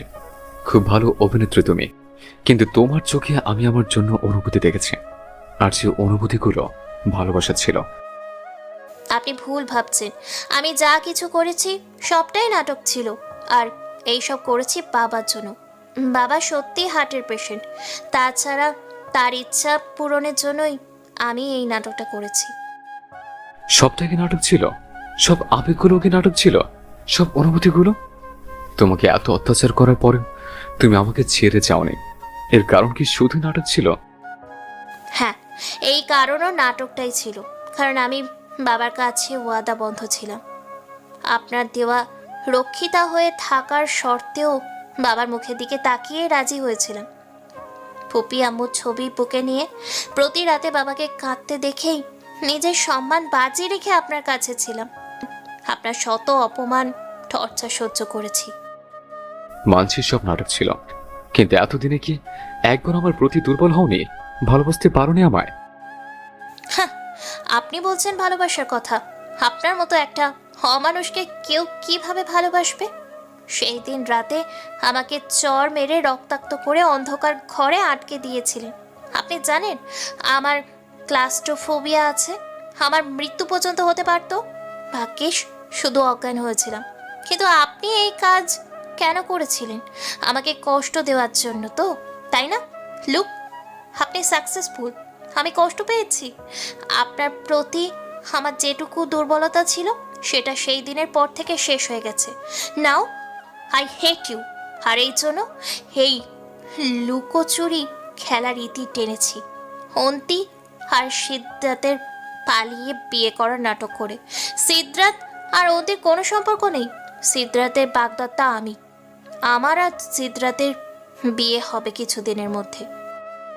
মীরা, বিশ্বাস করো, সেদিন আমি তোমার কাছে আমার আগের সব কাজের জন্য ক্ষমা চেয়ে প্রপোজ করতে এসেছিলাম, কিন্তু ঘরের ভিতরে ছেলেটাকে আর তোমার অবস্থায় দেখে রাগ কন্ট্রোল করতে পারেনি। I don't trust you. আর এমনিতেও আমার আর সিদ্ধাতের বিয়ে ফাইনাল। তাই এই সব বলে কোনো লাভ নেই। আই ডোন্ট কেয়ার মীরা, তোমার বিয়ে কার সাথে হয়েছে। আমি শুধু এইটুকু জানি, তবুও তুমি আমার সাথে পড়বে। মীরা শুধু অর্ণবের। তোমাতে আমি নিজেকে খুঁজে পেয়েছি। এখন তোমাকে হারিয়ে বাঁচবো কিভাবে? হুফ, আপনার এইসব কথা আমি সহ্য করতে পারছি না। আপনি প্লিজ যান এখান থেকে। মীরা একটু দূরে সরে যেতেই অর্ণব মীরার চুলের মুঠি টেনে ধরে পিছন থেকে টেনে নিজের কাছে আনে। রাগে অর্ণবের চোখ মুখ লাল হয়ে আছে। কিছুদিন আগের অর্ণব হলে এতক্ষণ হয়তো ভয়ঙ্কর কিছু করে ফেলতো। দাঁতের দাঁত চেপে নিজের রাগ নিয়ন্ত্রণ করে অর্ণব বলে, অর্ণব চৌধুরী যা চায় তা পেয়ে স্বস্তির নিঃশ্বাস নেয়। আর তুমি তো আমার ভালোবাসা। তোমাকে এত সহজে কিভাবে অন্যকর হতে দেই বলো? তোমাকে আমন করে পেতে যদি দুনিয়া উল্টে ফেলতে হয়, সেটাই করব। আহ, ছাড়ুন আমাকে। এই আপনার ভালোবাসা নেবো না। আপনি আবারও আমাকে কষ্ট দিচ্ছেন। আমার ভালোবাসা আদরে মরিয়ে নেব তোমায়, কিন্তু তার আগে যে আমার জিদের আগুনে নিজেকে ঝলসাতে হবে তোমার। আপনি একটা সাইকো। এতদিন পরে বুঝতে পারলে? অর্ণব আমার গালে গলায় না ঘষছে। অর্ণবের স্পর্শে বারবার শরীর কেঁপে কেঁপে উঠছে আমার। ওনার গরম নিঃশ্বাস শরীরে পড়ায় কেমন একটা শিহরণ কাজ করছে। সব কিছু কেমন ঘোরের মতো লাগছে। ওনার শরীরের ঘ্রাণটাও কেমন মাদকতায় ভরিয়ে তুলছে চারপাশ। সবচেয়ে বেশি পাগল করছে ওনার নেশা জড়ানো কণ্ঠ। তুমি আমার জীবনে এক নতুন সূর্যোদয়ের মতো এসেছ। আমার সব অন্ধকার ধুয়ে মুছে দিয়েছ। তোমাদের আমি জীবনের সব রং খুঁজে পেয়েছি। জানি না তোমার সেই ভয়ত মুখটাই কি ছিল। প্রথম দিন থেকেই তোমার দিকে ঝুঁকে পড়েছিলাম। জানি না তোমার সব আবেগে আবদার কেন তোমার কথা ভাবতে জোর করত। তোমার বাচ্চামেগুলোকে আমার মনের শোকের সঞ্চার করত। তোমার মাঝে হারিয়ে আমি তোমাকেই খুঁজে পেতে চাই। এত বছরের কষ্টের ঔষধ হিসেবে আমার তোমাকেই চাই। তোমাকে ভালোবাসে, আজীবন তোমাকে ভালোবাসতে চাই। তোমার মাধ্যমে আমি ভালো থাকতে চাই। অর্ণব এতক্ষণ মীরার ঘরে মুখ ঢেকি এই কথাগুলো বলছিল। মুখ তুলতেই সে দেখলো মীরার চোখ বন্ধ করে হাত মুষ্টিবদ্ধ করে দাঁড়িয়ে আছে। হয়তো নিজেকে কন্ট্রোল করছে। অর্ণবের দিকে ঝুঁকে পড়া থেকে মীরার অবস্থা বুঝতে পেরে অর্ণব একটা মুচকি হাসি দিয়ে মীরার ঠোঁট জোড়া নিজের ঠোঁটের দিয়ে দখল করে নেয়। চোখ মুখ খিচে রেখেছিলাম, তখন অর্ণব আবার ঠোঁটে নিজের ঠোঁট বসিয়ে দিলেন। ঘটনার আকস্মিকতায় আমি পুরোই বেউকুফ বনে গেছি। এটা কি হলো হঠাৎ? এই বদ লোকটা এটা কি করলো? নিজেকে অর্ণবের বাহুডোর থেকে ছোটানোর জন্য ধস্তাধস্তি করছি, কিন্তু তার শক্তির সাথে পেরে উঠছি না। যতই ছোটানোর চেষ্টা করছি, উনি আমাকে আরও শক্ত করে নিজের সাথে মিশিয়ে নিচ্ছে। ক্রমশ নিজের উপর নিয়ন্ত্রণ হারাচ্ছি আমি। অর্ণবের মধ্যে কি এমন মাদকতা আছে যা আমাকে তার দিকে এইভাবে টানছে? এভাবে আর আসক্ত হওয়া আমার ঠিক হচ্ছে না। আমি অন্য কারোর হবু বউ। নিজের ভুলটা বুঝতে সময় লেগেছে আমার। আমি কিছুতেই অর্ণবের ভালোবাসায় ডাকে সাড়া দিতে পারবো না। সিদ্ধার্থকে ধোকা দিতে পারবো না। অর্ণবের হাতের বাঁধন একটু আলগা হতেই তাকে ধাক্কা দিয়ে নিজের কাছ থেকে সরিয়ে দিলাম। অর্ণব প্রশ্নবিদ্ধ দৃষ্টিতে আমার দিকে তাকিয়ে আছে। হয়তো জানতে চান এভাবে কেন সরিয়ে দিলাম। কেন যেন আমার চোখের পানি বাদ পাচ্ছে না, ভীষণ কান্না পাচ্ছে। এভাবে কান্না পাওয়ার কারণ কি আমি বুঝতে পারছি না, কিন্তু আমার বুক ফেটে যাচ্ছে কষ্টে। কি মনে করেন নিজেকে আপনি? কে অধিকার দিয়েছে আপনাকে আমার এতটা কাছে আসার? আপনি বোঝেন না আপনার আমার এতটা কাছে আসা আমাকে অস্বস্তিতে ফেলে দেয়। আমি নিজেকে কন্ট্রোল করতে পারি না। আপনি আমার এতটা কাছে এলে কেন আপনি বুঝতে চান না? আপনার সাথে আপনার বাড়িতে ছিলাম বলে আপনি যা খুশি করেছেন, কিন্তু এখন আমি আমার বাড়িতে। এখন আর আমি আপনার কেনা গোলাম নই। আপনার যেইভাবে ইচ্ছে সেইভাবে আমাকে ইউজ করতে পারবেন না আপনি। আমি চাইলে এখানে দাঁড়িয়ে দাঁড়িয়ে আপনাকে কিনতে পারি, এত টাকা আছে আমার। তাই আমাকে দুর্বল মনে করার ভুল করবেন না। তুমি দুর্বল মীরা, আমার প্রতি তুমি দুর্বল। তুমি আমাকে ভালোবাসো না, আমি আপনাকে ভালোবাসি না। সব কথা মুখে বলতে হয় না মীরা। তোমার চোখের পানি বলে দিচ্ছে তুমি আমাকে ভালোবাসো। না না, আমি তোমাকে ভালোবাসি না, আমি কাউকে ভালোবাসি না। আমার বিয়ে ঠিক হয়ে আছে, আমি অন্য কারোর হবু স্ত্রী। আমার ভালোবাসার কোনো অধিকার নেই, কোনো অধিকার নেই। অর্ণব কিছুক্ষণ মীরার দিকে স্থির দৃষ্টিতে তাকিয়ে থেকে একটু স্লান হাসে। সে জানে মীরা তাকে ভালোবেসে ফেলেছে, কিন্তু নিজেকে বেঁধে রেখেছে অর্ণবের কাছ থেকে। হয়তো সিদ্ধার্থের সাথে বিয়ে ঠিক হয়ে যাওয়াতেই এমনটা করছে। ঠকাতে চাইছে না সিদ্ধার্থকে, কষ্ট দিতে চায় না তার বাবাকে, কিন্তু অর্ণব এত সহজে হেরে যাবে না। শেষ মুহূর্ত পর্যন্ত চেষ্টা করে যাবে সে। অর্ণব মীরার ঘর থেকে বেরিয়ে গেলে মীরা উঠে এসে ভিতর থেকে দরজা বন্ধ করে দেয়। আমি আপনাকে ভালোবেসে ফেলেছি অর্ণব, সত্যি ভালোবেসে ফেলেছি। কিভাবে নিজেকে সামলাতাম বলুন? আমার জীবনের প্রথম পুরুষ আপনি, যে আমার এতটা কাছে এসেছেন। আপনার নিঃশ্বাসের শব্দ আমার কাছে পরিচিত এখন। ইচ্ছে করে আপনার মাঝে নিজেকে বিলীন করে নিই, কিন্তু আমি কিভাবে বলবো আপনাকে ভালোবাসি? এতগুলো বছর ধরে বাবা কষ্ট পেয়েছে ফুপি আম্মু পালিয়ে বিয়ে করার জন্য। এখন যদি আমিও সিদ্ধার্থের সাথে বিয়ে ভেঙে আমার পছন্দকে প্রাধান্য দেই, তাহলে বাবা সেই কষ্টটা আবারও পাবেন। আমি কি করব বলুন? বাবার খুশির সামনে আমার ভালোবাসা তো আমাকে বিসর্জন দিতেই হবে। চোখে মুখে পানি দিয়ে নিজেকে যথেষ্ট স্বাভাবিক করে নিচে গিয়ে দেখি অর্ণব বাবা আর সিদ্ধার্থের সাথে বসে আছেন। অর্ণবকে দেখেই বুকের চিনচিনে ব্যথাটা আবার মাথাচাড়া দিয়ে উঠতেছে। আমি কিভাবে পারবো অন্য কাউকে মেনে নিতে? না না, এসব আমি কি ভাবছি? এতটা স্বার্থপর আমি হতে পারবো না। মীরা, কালই তোর গায়ে হলুদের প্রোগ্রামটা সেরে ফেলতে চাই। সিদ্ধার্থের ফ্যামিলি আর ওয়েট করতে চায় না। আবরারের কথা শুনে মীরা অর্ণব দুজনেই হতবাক হয়ে যায়। তারা দুজনেই জানে দুজন দুজনকে ভালোবাসে, কিন্তু পরিস্থিতি সামলানোর জন্য তাদের দুজনেরই সময়ের প্রয়োজন ছিল। কিন্তু বাবা, এত তাড়া কিসের? কয়েকটা দিন তো আমরা ওয়েট করতে পারতাম। এমনিতেও তো বিয়ে করতেই হবে, তাই না? তাই কিছুদিন আগে করলে কোনো প্রবলেম হবে না। সিদ্ধার্থ ঠিক বলেছে মীরা, আমিও অসুস্থ, কখন কি হয়ে যায়। তুই বরং জলদি বিয়েটা করে নে। অর্ণব কিছু না বলে সেখান থেকে চলে যায়। মীরা এক দৃষ্টিতে তাকিয়ে আছে অর্ণবের যাওয়ার দিকে। মীরা জানে অর্ণব কষ্ট পেয়েছে, তার মনেও আগুন জ্বলছে, কিন্তু সে কি করবে তা সে জানে না। আবরার খান অর্ণবের বাবা অঙ্কুরকে ফোন করে মীরার বিয়ের ব্যাপারের বিষয়টি জানিয়ে দেয়। সময়ের সাথে সাথে তাদের সম্পর্কটাও শুধরে হয়ে গেছে। মীরা দরজার দিকে স্থির দৃষ্টি রেখেছিল, তখন সিদ্ধার্থ মীরাকে ডাকলো। মীরা চলো, আমি তোমাকে অফিসে পৌঁছে দিই। আসলে সিদ্ধার্থ, তুমি যাও, আমার কিছু কাজ আছে, তাই আমি অন্য জায়গায় যাচ্ছি। ওকে, কিন্তু বিকালে আমরা সবাই শপিংয়ে যাচ্ছি, টাইম বের করে নিও। হুম। মীরা সিদ্ধার্থকে বিদায় জানিয়ে গাড়ি নিয়ে বেরিয়ে পড়ল। বেপরোয়াভাবে ড্রাইভ করছে অর্ণব। সব কিছু কেমন হাত ছাড়া হয়ে যাচ্ছে তার। যখনই তার কাউকে প্রয়োজন ছিল তখনই সেই মানুষটা তাকে ছেড়ে চলে গেছে। প্রথমে তার মা, তারপর বাবা, আর এখন মীরা। সে জানে না মীরা তার জীবনে না এলে সে কিভাবে বাঁচবে। সে শুধু এতটুকুই জানে, মীরাকে সে হারাতে পারবে না। অর্ণব তার বাড়িতে পৌঁছে ভিতরে ঢুকতেই দেখে দিয়া তার বাড়ির সার্ভেন্ট নিতাকে এক বান্ডিল টাকা দিচ্ছে। অর্ণব দরজার সামনে, আর দিয়া ভিতরে থাকায় তারা দেখতে পায় না অর্ণবকে। অর্ণব ধীর পায়ে এগোতেই দিয়া পেছন ফেরে। অর্ণবকে দেখে দিয়া দৌড়ে এসে তাকে জড়িয়ে ধরে। এসেছো তুমি? আমি সেই কখন এসেছি জানো? নিতা বলল তুমি নাকি কাল থেকে বাড়ি ফেরোনি। জানো আমার কত চিন্তা হচ্ছিল।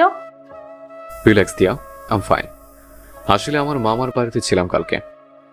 Arnab, I miss you. Can we be together again? লোক দিয়া, আমি সব তোমাকে বলেছি, এর পরশব কথার কোনো মানে হয় না। দিয়া আবারও অর্ণবকে জড়িয়ে ধরল। আমি জানি, কিন্তু বিশ্বাস করো, আমি এখন বুঝতে পারছি আমি তোমাকে ভালোবেসে ফেলেছি। I love you. Leave me Diya. কেন অর্ণব? এখন কি আমার এই অধিকারটুকুও নেই? এমন নয় Diya, look, I also love you, but as a friend. আমি তোমাকে ছাড়া বাঁচবো না। প্লিজ দিয়া, সব ক্লিয়ার করার পর আমার সে আগে কথা ভালো লাগছে না। সরি অর্ণ। নিতাকে তুমি কিসের টাকা দিচ্ছিলে? ও ওটা আসলে নিতার টাকার খুব দরকার ছিল, আর তুমি বাসায় ছিলে না, তাই আমি দিয়েছি। তুমি হুটহাট এখানে এসো না। ওয়াইফ না বানাতে পারো, ফ্রেন্ড হয়ে থাকার অনুমতিটা দাও। অর্ণব কিছু না বলে উপরের ঘরে চলে গেল। এদিকে অর্ণব বাড়ির দরজা দিয়ে পাগলের মতো ছুটে বের হয়ে যাচ্ছে মীরা। এই মাত্র সে অর্ণবের বুকে দিয়াকে দেখে এসেছে। অর্ণবের ওভাবে তার বাড়ি থেকে বেরিয়ে আসার পর সে পিছন পিছন এসেছিল অর্ণবের সাথে কথা বলতে, কিন্তু সে ভাবতে পারেনি অর্ণব আর দিয়াকে এত কাছাকাছি দেখবে। একটু আগেই তো অর্ণব আমাকে বলেছিলেন সে আমাকে ভালোবাসে, তাহলে এখন দিয়াকে বুকে জড়িয়ে ধরে রাখার মানে কি? এই তার ভালোবাসা? ক্ষণিকের রূপ পাল্টে ফেলেছে? না, আর অর্ণবের কথা চিন্তা করব না। কেন করব ওই স্বার্থপরটা চিন্তা? আমাকে যদি ভালোই বাসে তাহলে অন্য মেয়ের কাছে কেন যাবে? আর এমনিতেও আমি অন্য কারোর হবো। আমি পর পুরুষের কথা ভাববো না। অর্ণবের বাড়ি থেকে বেরিয়ে সোজা অফিসে চলে এলাম। কাজের মধ্যে নিজেকে ব্যস্ত রাখলে মাথা থেকে এসব ফালতু চিন্তা চলে যাবে, কিন্তু আমার সব ভাবনায় পানি পড়ে গেছে। কোনো কাজেই মনোযোগ দিতে পারছি না। ঘুরে ফিরে শুধু অর্ণবের কথাই মনে পড়ছে। কেমন অস্বস্তিকর পরিস্থিতিতে যে পড়েছি। বিকেলে আবরার খান অর্ণবকে ফোন করে খান বাড়িতে ডেকে আনে। সেখান থেকেই সবাই বিয়ের শপিংয়ে যায়। আশ্চর্যজনক হলেও অর্ণব খুব নর্মাল বিহেভ করছে, যেন মীরা আর সিদ্ধার্থের বিয়েতে তার কোনো সমস্যা নেই। অর্ণব বিয়ের জন্য শাড়ি দেখছে, সিদ্ধার্থের জন্য শেরওয়ানিও পছন্দ করেছে। দিয়া আর অন্তিও সাথে এসেছে। মীরা এক কোনায় বসে কয়েকটা শাড়ি পছন্দ করেছে। পছন্দ বললে ভুল হবে, শাড়ি নাড়াচাড়া করছে আর অর্ণবকে দেখছে। অর্ণব দিয়াকে শাড়ি পছন্দ করে দিচ্ছে। অর্ণবকে দেখে তো মনে হচ্ছে মীরার বিয়েতে সবচেয়ে খুশি সে। অর্ণবের এত কুল বিহেভিয়ার আমি মানতে পারছি না। যদিও আমি এটাই চাইতাম যে সে আমাকে ভুলে যাক আর আমার বিয়েটা হয়ে যাক, কিন্তু এখন আমি মানতে পারছি না যে সে বিয়েতে হ্যাপি। আমি অনেক শাড়ির ভিতরে একটা নীল শাড়ির উপর আমার চোখ আটকে গেল। যদিও আমি শাড়ি পরতে পছন্দ করি না, জিন্সেই আরাম পাই, তবুও কেন যেন নীল শাড়িটা দেখে পরার লোভ লেগে গেল। শাড়িটা হাতে নিয়ে নিজের শরীরে রেখে আয়নাতে দেখছিলাম, তখনই অর্ণব চো মেরে শাড়িটা আমার হাত থেকে নিয়ে নিলেন। আমি বেকুবের মতো তাকিয়ে আছি। অর্ণব, কেন করলেন এটা? অর্ণব আমার গা থেকে শাড়িটা নিয়ে দিয়ার গায়ে জড়িয়ে দিলেন। অর্ণবের এহেন কাণ্ডে ধপ করে আমার মাথায় আগুন জ্বলে উঠল। সারাদিন এই শাকচুন্নির সাথে চিপকা চিপকি করে কি তার স্বাদ মেটেনি যে আবারও এখন লুতুপুতু শুরু করে দিয়েছে? অর্ণব আসলেই একটা খচ্চর। সকাল পর্যন্ত আমাকে ভালোবেসে এখন দিয়ার প্রতি দরদ উতলে উঠতেছে। ইচ্ছে করছে দিয়া পেতে সবগুলো চুল টেনে টেনে ছিঁড়ে ফেলি। অনেক কষ্টে সেখানে ড্রাগ নিয়ন্ত্রণ করলাম। বাবা জেদ করে দিয়াকেও আমার সাথে নিয়ে এলেন। বাবার আর অর্ণবের এত কিসের আদিক্ষেতা দিয়ার প্রতি বুঝি না। তারা কি বুঝতে পারে না আমি দিয়াকে সহ্য করতে পারি না? নিজের ঘরে ঢোকার সময় দেখলাম দিয়া অর্ণবের ঘরে ঢুকে যাচ্ছে।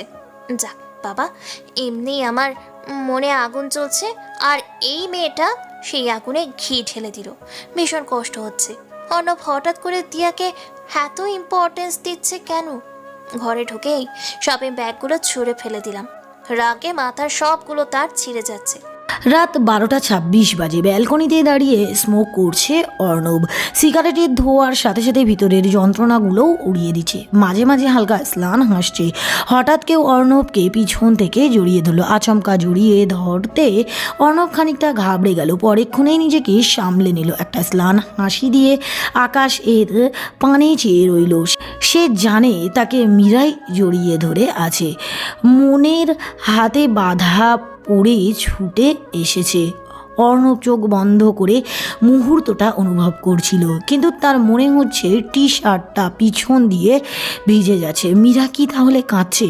অর্ণব পিছন দিকে ঘুরতেই বেশ অবাক হয়। মীরা একটা নীল শাড়ি পরে হাতে কাঁচের চুড়ি, দুই চোখ ভর্তি কাজল। কান্না করার কারণে কাজল চোখে লেপটে গেছে। কোনো অপশরীর থেকে কম লাগছে না মীরাকে। অর্ণবের ইচ্ছে করছে সময় এখানেই থমকে যাক আর সে এই পরীকে চোখ ভরে দেখুক, কিন্তু পরেক্ষণেও অর্ণব নিজেকে সামলে নিল। এত রাতে তোমার এখানে আসা এইভাবে ঠিক হয়নি মীরা, চলে যাও। চলে যাব? কি বলছো এসব? তুমিই তো বলেছিলে আমাকে ভালোবাসো, আমি তোমার হব। তাহলে কেন তুমি দিয়ার এত কাছাকাছি যাচ্ছ? তুমি কি বুঝতে পারো না তোমার সাথে অন্য কোনো মেয়েকে দেখলে আমার কষ্ট হয়? এসব কথার কোনো মানে নেই, এখান থেকে চলে যাও। কালকে তোমার হলুদের ফাংশন, পরশু বিয়ে। কেউ যদি এত রাতে আমার সাথে তোমায় দেখে ফেলে কি ভাববে? যাও। কে কি ভাবলো আই ডোন্ট কেয়ার। এতদিন তো খুব ভালোবাসার গান গাইছিলে, এখন তোমার কি হলো? এইসব কেন করছো? এতদিন আবেগে ভাসছিলাম, আজকে বাস্তবতা বুঝে গেছে। বাস্তবতা মাই ফুড। এখন খুব বাস্তবতা বোঝানো হচ্ছে, তাই না?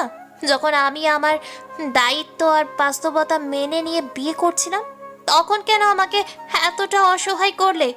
এখন আমি তোমাকে ছাড়া বাঁচবো না, আর এখন তুমি বাস্তবতা শেখাচ্ছ আমাকে? তুমি আমাকে ভুলে বিয়েটা করে নাও মীরা। ইচ্ছে করছে তোমার গলা চেপে তোমাকে মেরে তারপর নিজেও মরে যাই। কেন এসব বলছো? দেখো, আমি শাড়ি পরেছি, তোমার শাড়ি পছন্দ, কাঁচের চুড়ি কাজলে নিজেকে সাজিয়েছি। প্লিজ অভিমান ভুলে যাও, প্রমিস।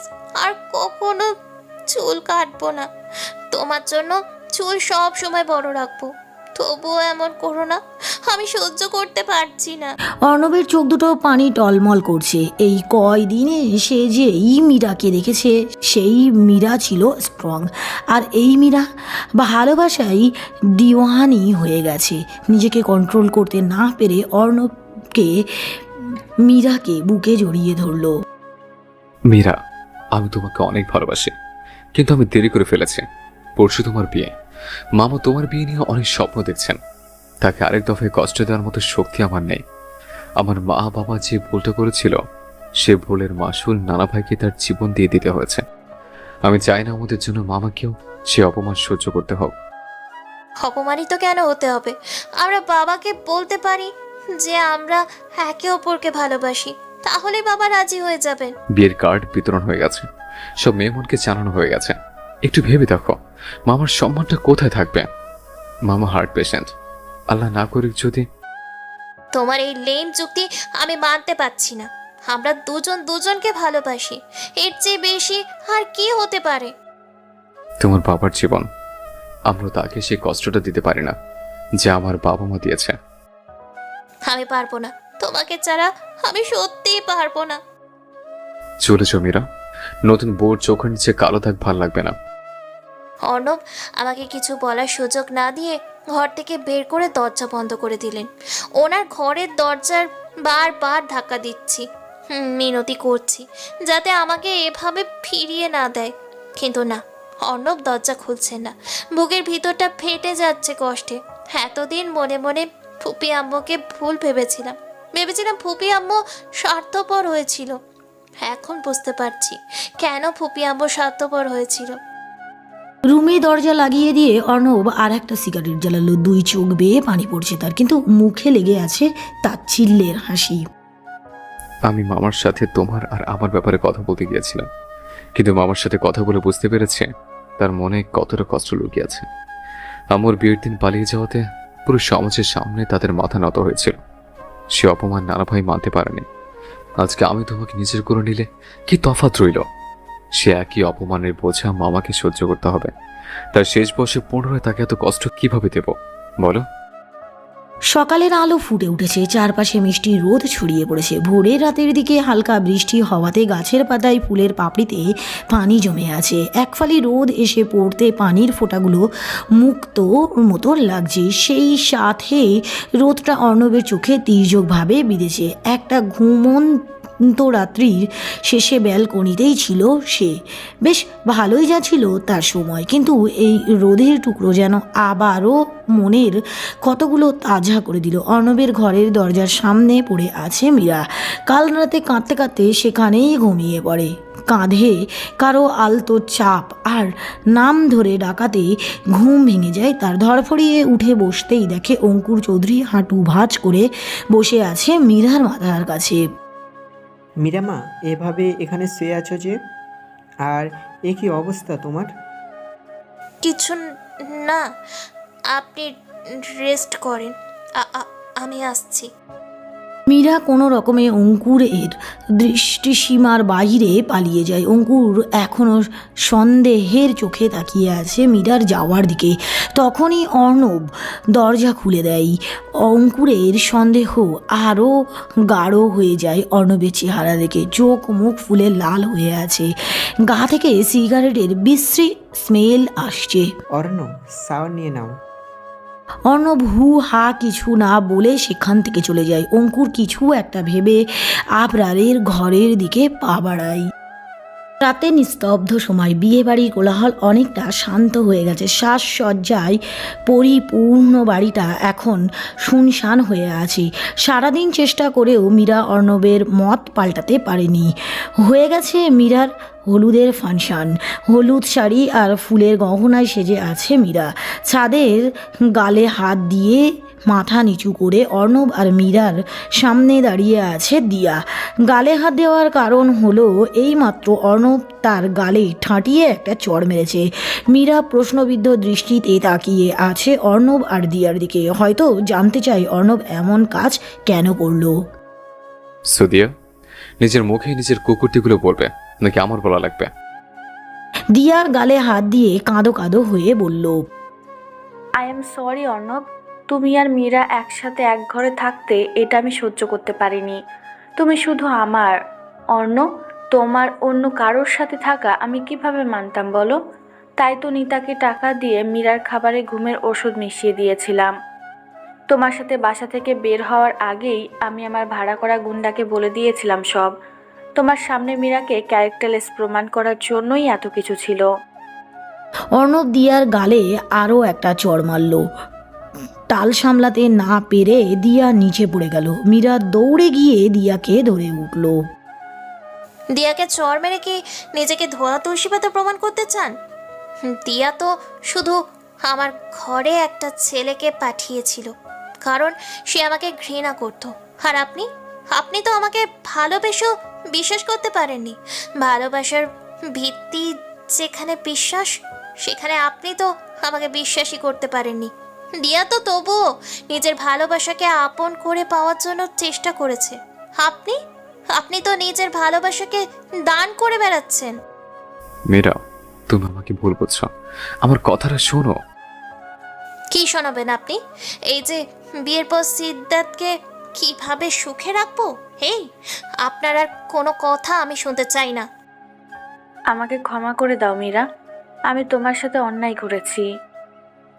জানি না দিয়া অন্যায় করেছো নাকি আমার চোখে আঙুল দিয়ে সত্যিটা দেখিয়ে দিয়েছো। তোমার প্রতি আমার কোনো ক্ষোভ নেই। ভালো থেকো।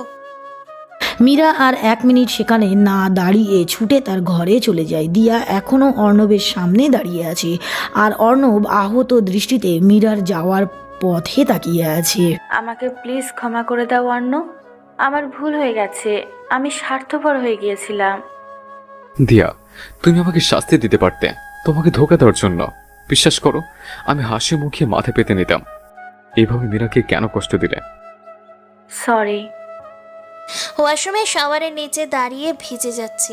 পরনের হলুদ শাড়িটা আর ফুলের গয়নাগুলো অনবরত ভিজে যাচ্ছে। গায়ে লাগানো হলুদগুলো অনেক আগেই পানির সাথে ধুয়ে গেছে।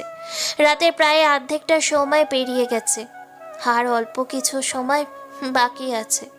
বুকের পা পাশটা অনবরত ব্যথা করছে। আজকের এই অর্ধেক রাতটাই সময় বাকি আছে আমার হাতে। এরপর আমি অন্য কারোর বউ হয়ে যাব। আমার শরীর মন সব কিছুতে অন্য কারোর অধিকার হবে। অর্ণবকে ভুলে যেতে হবে। অর্ণবকে ভালোবাসার কোনো কারণ আমার কাছে ছিল না, তবুও তাকে ভালোবেসে ফেললাম। আর সিদ্ধার্থের সাথে বিয়ে ঠিক হয়েছে কতদিন আগে, তবুও ভালোবাসতে পারিনি কেন? হয়তো এই প্রশ্নের উত্তর আমার আর খোঁজা হবে না। রাতের প্রায় শেষ প্রহর চলছে, কিছুক্ষণ পরেই ভোরের আলো ফুটে উঠবে। পূর্ব আকাশে সূর্যের আলো দিশাহীনভাবে ছড়িয়ে পড়বে। ছাদে দাঁড়িয়ে স্মোক করেই যাচ্ছে অর্ণব। ইদানিং তার স্মোকিংটা বেশি হয়ে যাচ্ছে, স্বাস্থ্যের জন্য এটা ক্ষতিকর সে জানে, তবু ও মনের আগুন নেভানোর জন্য সিগারেট পোড়াই যাই।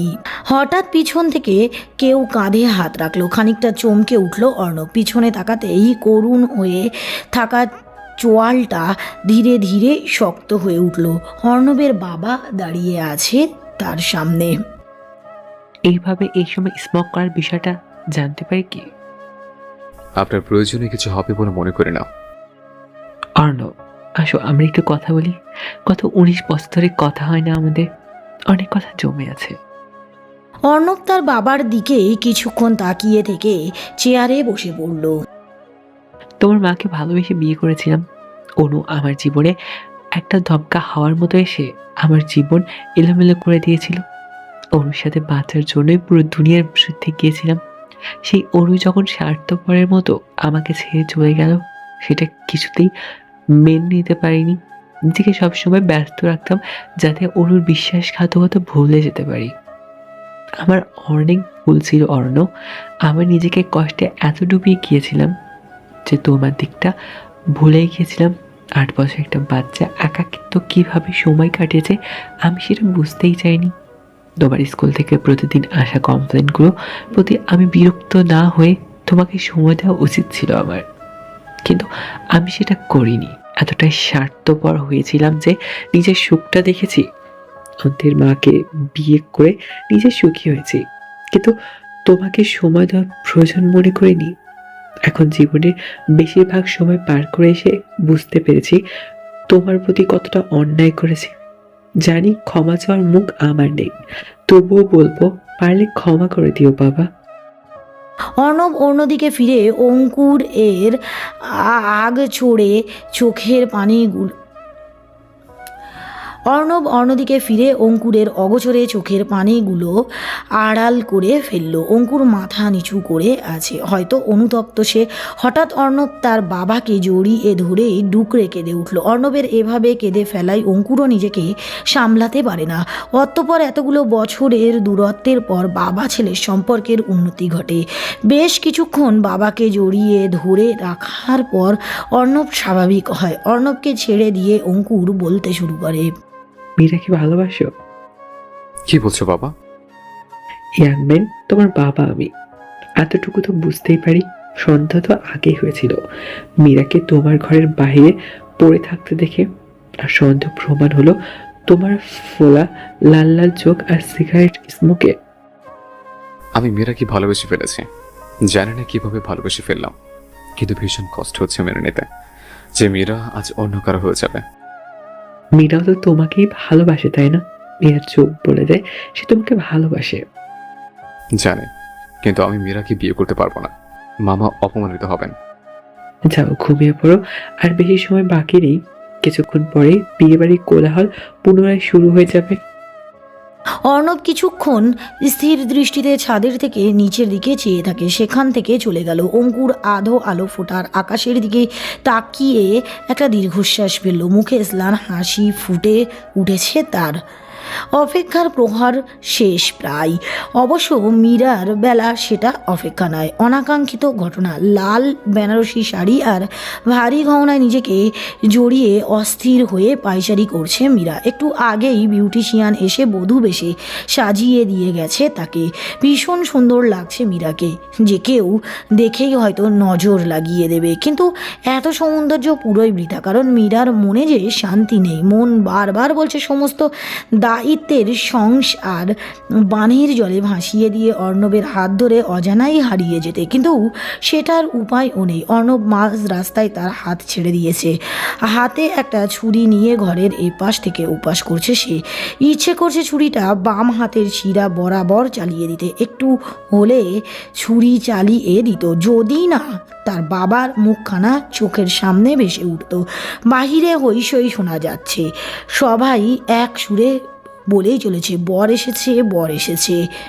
এই তো সময় এসে গেছে, সেই অনাকাঙ্ক্ষিত সময়টা এসে হাজির হয়েছে মীরার চৌকাটে।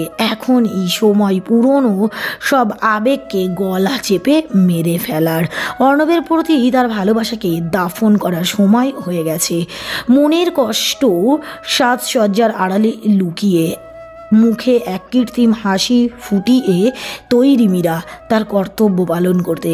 মেয়ে হিসাবে দায়িত্ব পালন না করলে তো সে স্বার্থপরদের খাতায় নাম লেখাবে। মীরার ভাবনার সুতো ছিঁড়ে এক গাদা মেয়ে হুড়মুড়িয়ে ঘরের ভিতরে ঢুকে পড়ল।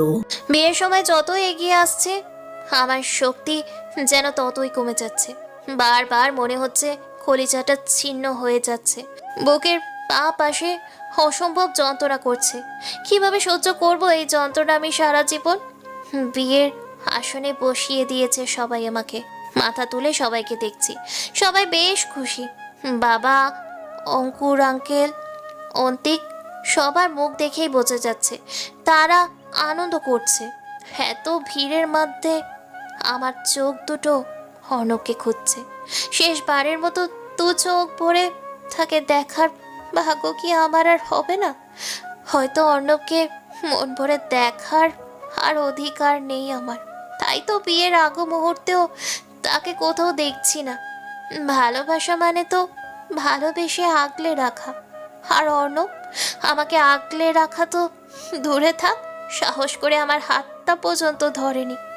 কেন যে এই মানুষটাকে আমি ভালোবেসেছিলাম? আগে যদি জানতাম রাগী খবিষ্টার আড়ালে এমন ভীত একটা ব্যক্তি লুকিয়ে আছে, তাহলে হয়তো কখনোই অর্ণবের মতো একটা গাধাকে ভালোবাসতাম না। অর্ণবকে গাধা বললে গাধাও অপমান হবে, একটা অকর্মা ঠিকই। যখন তার থেকে দূরে ছিলাম তখন কাছে টেনে নিয়েছে, এখন যখন কাছে না গিয়ে উপায় নেই তখন সে পিঠ দেখিয়ে পালিয়ে গেছে। আমি হয়তো অতিশোকে পাথর হয়ে গেছি। এতক্ষণ অনেক কষ্ট লাগছিল, এখন অনেক রাগ লাগছে। ইচ্ছে হচ্ছে অর্ণবকে কুচি কুচি করে কেটে ফেলি, আর না হলে গলা চেপে মেরে ফেলি, তারপর আমি নিজেও মরে যাব। যাই করি না কেন বিয়ে করতে পারবো না। হঠাৎ পিছন থেকে কারোর হালকা ধাক্কা খেয়ে হুঁশ ফিরল। কাজী সাহেব কবুল বলতে বলছেন। এই মুহূর্তে আমার মনে হচ্ছে আমার পৃথিবী ভেঙে খান খান হয়ে যাচ্ছে। না, আমি পারবো না এই বিয়ে করতে। বসা থেকে এক লাফে উঠে দাঁড়িয়ে পড়লাম। দিক বেদিক চিন্তা না করেই সজোরে বলে ফেললাম, আমি এই বিয়ে করতে পারবো না বাবা, আমাকে ক্ষমা করে দাও বাবা, আমি পারবো না। আমার ভীষণ কান্না পাচ্ছে, কিছুতেই কান্না থামাতে পারছি না। এসব কি বলছিস মীরা? বিয়ে করতে পারবি না মানে? আমি পারবো না বাবা, আমাকে ক্ষমা করে দাও। অন্য কাউকে স্বামী হিসেবে মেনে নেওয়া আমার পক্ষে সম্ভব না। আমি জানি আমার এই ধরনের বিহেভিয়ারে তোমার সম্মানহানি হচ্ছে সবার সামনে, কিন্তু বিশ্বাস করো আমি নিরুপায়, আর কোনো উপায় অবশেষ নেই আমার কাছে। তুমি চাইলে আমাকে মেরে ফেলো, তবুও আমি পারবো না অন্য কাউকে বিয়ে করতে। আবরার আর অঙ্কুর অবাক চোখে একে অপর এর মুখ চাওয়াচাওয়ি করছে। উপস্থিত জনতাও হা করে দেখছে সবটা। এত বড় হা করেছে যে মুখে আলু ঢুকিয়ে দেওয়া যাবে। বিয়ের দিন কনের এই রকম করা যেন তাদের জন্য ফ্রিতে তামাশা দেখার সুযোগ করে দিল। সবাই খুব উৎসুক হয়ে আছে জানার জন্য এখন কি হবে। তখন সেখানে বেচারা বর হন্তদন্ত হয়ে এগিয়ে এলো। মীরা এখনও হাঁটুতে মুখ গুজে কেঁদেই যাচ্ছে। মীরা, তুমি বিয়েতে মানা করছো কেন? কালকে রাতে তো তুমি বললে ইউ লাভ মি, আর আজকে বলছো বিয়ে করবে না। ওয়াই? বরের কণ্ঠ শুনে মাথা তুলেই দেখি অর্ণব আমার সামনে দাঁড়িয়ে আছে, তাও আবার বরের বেশে। মুখ 3 ইঞ্চি পরিমাণ হাঁ করে উঠে দাঁড়ালাম আমি। কিছুই বুঝতে পারছি না, অর্ণব বরের বেশে কেন? আর সিদ্ধার্থ কোথায়? বাবা আর আঙ্কেল একসাথে দাঁড়িয়ে মুচকি আসছেন কেন? হচ্ছেটা কি? হচ্ছেটা কি তাই ভাবছো? তোমাকে সারপ্রাইজ দেওয়ার নামেই তো পুত্তু বানানো হয়েছে। মীরা ভাবি, অন্তিক কথাটা বলতেই বাড়ির সবাই দম ফাটানোর হাসি শুরু করলো। আমি কিছু বুঝতে না পারলেও অর্ণবের মুখে লেগে থাকা মুচকি হাসিটা দেখে রাগ মাথায় উঠে গেল। খপ করে অর্ণবের কলার চেপে ধরে জাঁকিয়ে জিজ্ঞেস করলাম, সব কিছু কি আপনার কাছে খেলা মনে হয়? আমি আপনাকে ভালোবাসি। আমার কতটা কষ্ট হচ্ছে সেই আইডিয়া আছে আপনার? আপনার জন্যই আমি সিদ্ধার্থকে বিয়ে করার জন্য এত দূর এগিয়েছিলাম, কিন্তু আপনি জানেন আমার কি অবস্থা এখন? আমি সত্যি আপনার মতো একটা পাষণ্ডকে ভালোবাসি। আরে কি করছিস? ছাড় ছাড়। বিয়ের শেরওয়ানিটা ছিঁড়ে গেলে এখন আমি শেরওয়ানি পাবো কোথায় অর্ণবের জন্য? কি বলতে চাইছো?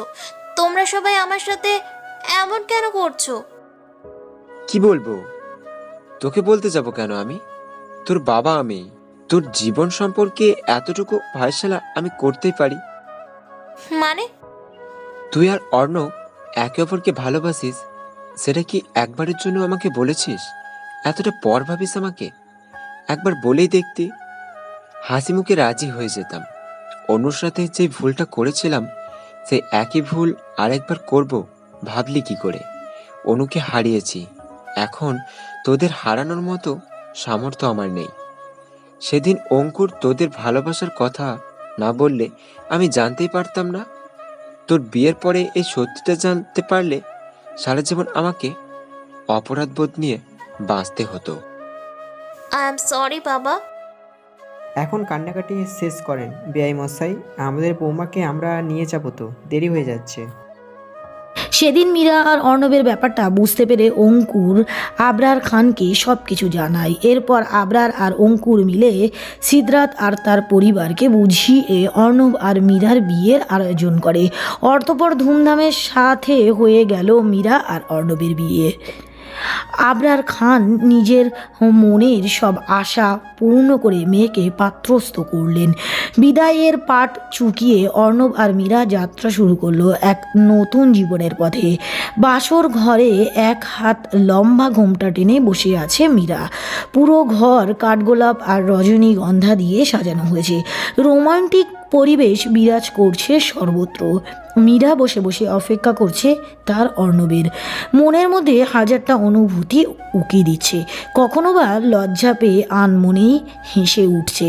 দরজার বাহিরে চোখে মুখে বিরক্তি ফুটিয়ে দাঁড়িয়ে আছে অর্ণব। অন্তি আর অন্য সব বোনেরা এতক্ষণ দরজায় দাঁড়িয়েছিল টাকার জন্য। সব ঝামেলা মেটাতে গিয়ে হাঁপিয়ে উঠেছে অর্ণব। বিরক্তি সংবরণ করে ভিতরে ঢুকতে থ হয়ে গেল সে। মীরা ঘরের কোথাও নেই।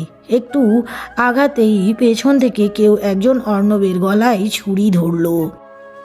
ওই সাতটা শাকচুন্নির একটা জামাই আমাকে মিথ্যে কেন বললাম? আর একটু হলে আমি হার্ট অ্যাটাক করে মারা যেতাম। হুস, এসব বলে না। আমার এই ব্রেডে বাটার লাগানো নাইফ দিয়ে আমার মতো খচ্চরকে কাটা যাবে না। তুমি সত্যি একটা খচ্চর। আর তুমি 7টা শাকচুনির একটা জামাইয়ের 8 নাম্বার বউ। অর্ণব ও মীরাকে পরম আবেশে জড়িয়ে ধরল। তোমাতেই আমি আমার সব সুখ খুঁজে পেয়েছি অর্ণব। তোমাতে আমি আমার জীবনের শেষ মুহূর্ত কাটাতে চাই। ভালোবাসি। ভালোবাসে। অর্ণব মীরার ঠোঁট জোড়া নিজের ঠোঁট দিয়ে দখল করে নিল। কিছুক্ষণ পর মীরাকে কোলে তুলে বিছানায় শুইয়ে দিল অর্ণব। ডুব দিল দুজনে ভালোবাসার সাগরে। এইভাবেই ভালোবাসা আর খুনসুটিতে কেটে যাক তাদের জীবন।